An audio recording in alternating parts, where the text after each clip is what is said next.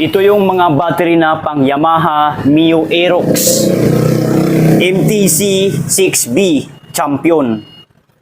Ito naman yung battery na pang Yamaha Inmax version 1 and version 2 MTC 7B Champion.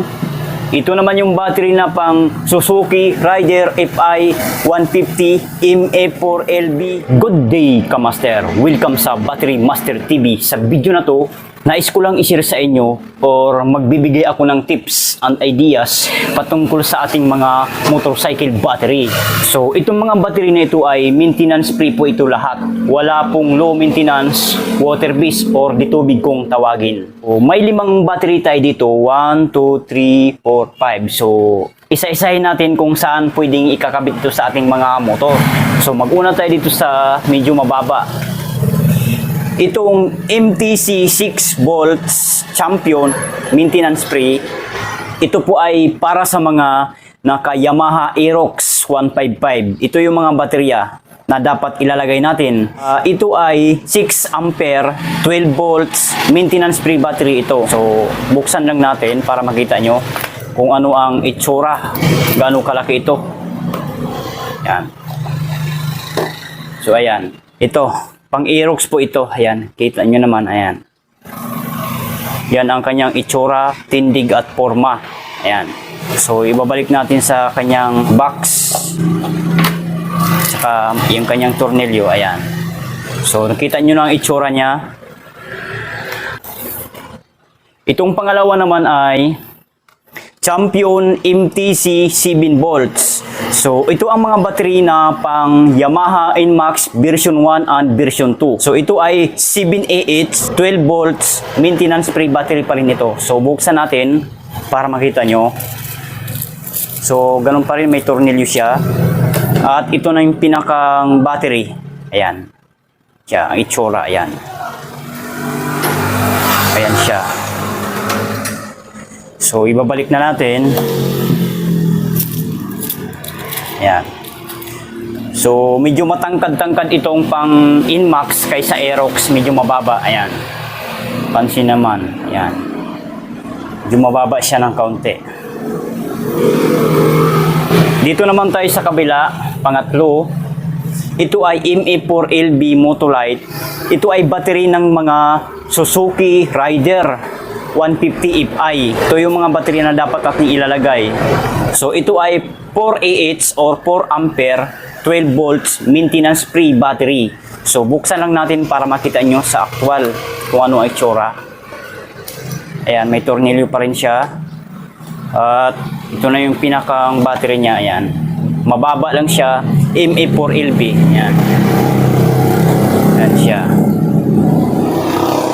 So, yan. So, ibabalik na natin. Ayan. So, yan. So, next tayo dito. Ito, ang battery na ito ay MA5B5L. Ito ay 5AH or 5 ampere, 12 volts pa rin, maintenance free battery. Saan po ito ginagamit? Ginagamit po ito sa mga motor na SYM Bonus 110. Ito po yung battery na dapat ilalagay natin dahil swak na swak po ito. Ayan. So, buksan natin para makita nyo sa actual. Ayan. So, yung tornilyo niya nasa ilalim. Ayan. Ito. Ayan, tornilyo niya. So, lahat po ng mga baterya may kasama ng tornilyo yan. Pre na po yan. So, ito yung pinakang battery niya. Ayan. Matangkad siya. Medyo matangkad siya. MA5B5L. Ayan ang itsura niya. Medyo payat siya. Payat na medyo matangkad. Ayan. So, yan. Tapos na tayo. Next. Next tayo. Dito naman tayo sa MF7LB Champion. Ito ay 7AH or ampere 12 volts maintenance free battery pa rin po ito ha. So, buksan natin. Yan. May tornilyo pa rin siyang kasama. Yan. Ayan po ang itsura. MF7LB Motolite Champion siya. Yan. Mataba siya, medyo mataba siya. Kasing taba dito sa pang Yamaha Inmax at Yamaha Aerox. Kasing taba yan. Saan po ginagamit ito na motor?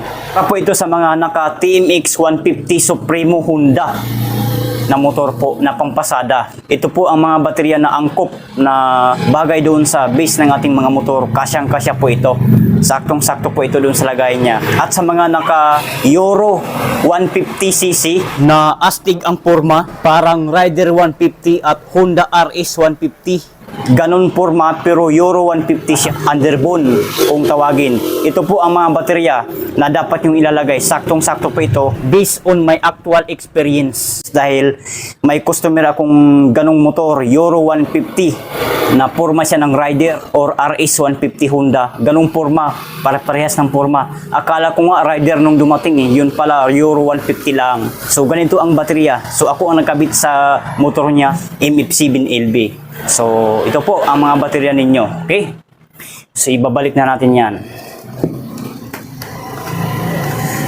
So, yun lang po. Sana nakatulong sa inyo ang video na ito. Kung nakatulong sa inyo ang ating video, please give me a thumbs up. Share nyo na rin sa mga friends, kakilala. Kung sa tingin mo na matutulungan ng ating video. And huwag po kalimutan mag-subscribe sa ating YouTube channel, Battery Master TV. Bye!